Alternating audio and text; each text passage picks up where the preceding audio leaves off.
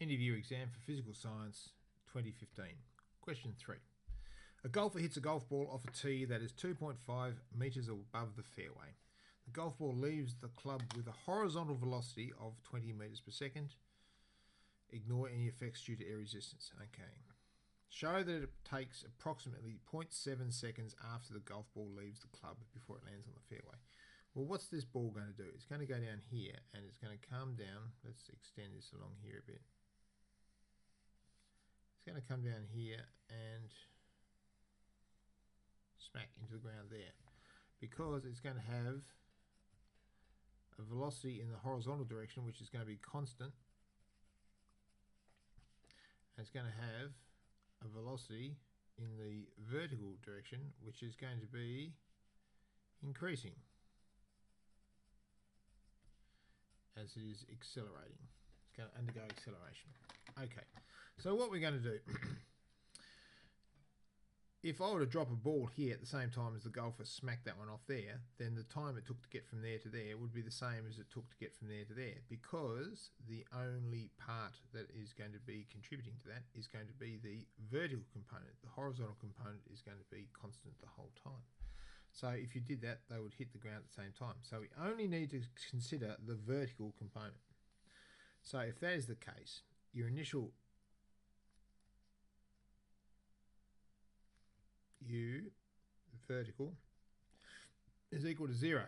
The acceleration vertical equals minus 9.81 meters per second squared. Now the S vertical is equal to, it's gone from there to there, let us say that is in the negative direction, so it's going to be minus 2.50 meters. And what we want to do is we want to find the time. Now, since which one of these from our information sheet, we're going to use one of the equations of motion to sort out what the hell's going on. So what are we going to use? Yes, we're going to use S equals UT plus a half AT squared. That one there. So S equals UT plus a half AT squared. So since U is equal to 0, that's going to be equal to 0, because 0 times T is going, whatever T is going to be equal to 0. S is equal to minus 2.50 is equal to a half times minus 9.81 times T squared. Now this implies that a half of 9.81 minus 9.81 times 0.5 equals minus 4.905. So that is going to be divided by that. So we have T squared equals minus 2.50 divided by minus 4.905. Therefore, T equals the square root of minus 2.50 over minus 4.905, which equals, let me have a look here, negative 2.5 divided by second answer equals, and then we take the square root of that, put that in a position where you can see it. So we found that out. Take the square root of second function equals 0.71 seconds. There you go, which is approximately 0.7 seconds. Okay, second part. What horizontal distance will the golf ball travel before it lands on the fairway? Well, it's travelling horizontally at 20 meters per second, and it's going for 0.71 of a second. So therefore, what you're going to do is you're going to take this displacement is going to be equal to the V multiplied by the T. So S is equal to 20.0 multiplied by the time 0.71. 0.71 is already in there, times 20 equals 14.3 meters.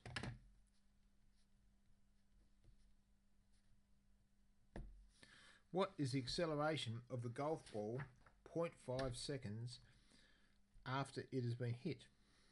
Well, it's going to be, what we're going to have here is that in this direction it's been hit. then the acceleration of the golf ball, and this is nothing we have to work out here, in the horizontal direction, it's going to be 0 because there is no acceleration because it's travelling at a constant velocity. What is the acceleration going to be? It's only going to be accelerating down. And what is the acceleration down going to be? Acceleration is going to be equal to 9.81 metres per second minus 2 down. Nothing tricky about that. Calculate the speed of the golf ball as it hits the fairway. So what we have here is we need to find out. We have a little bit of here. At this point here, it's going to be travelling down in that direction, which is going to have a component in the horizontal direction and a component in the vertical direction. Let's see if we can't draw that a little bit bigger down here. It's going to have a component in the horizontal direction and a component in the vertical direction. And so the V total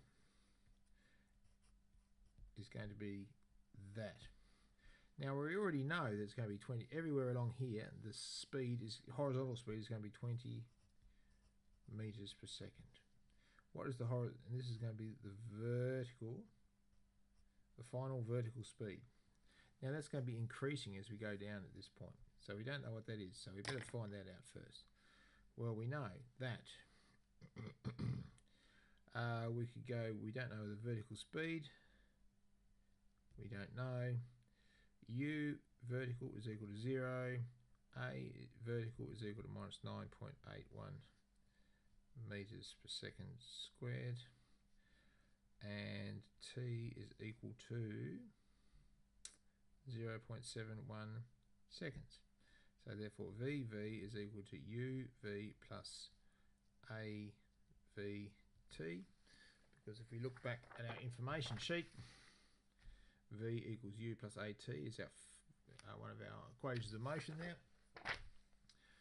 So we have V is equal to 0 plus negative 9.81 times 0.71. So 9.81 times 0.71 equals, it's going to be 6.96 or 7.0 down. So VV equals minus 7.0 meters per second. So therefore equals well, that's going to be down too, because upwards is the positive direction. We're going to have 7.0 meters per second. So therefore, using Pythagoras, we have got VT is equal to the square root of 20.0 squared plus 7.0 squared. So let's just work that out. 20 squared plus 7 squared equals 449, and we'll take the square root of the answer, equals 21.2 meters per second. So the speed at ground equals 21.2 meters per second to the minus 1. Excellent.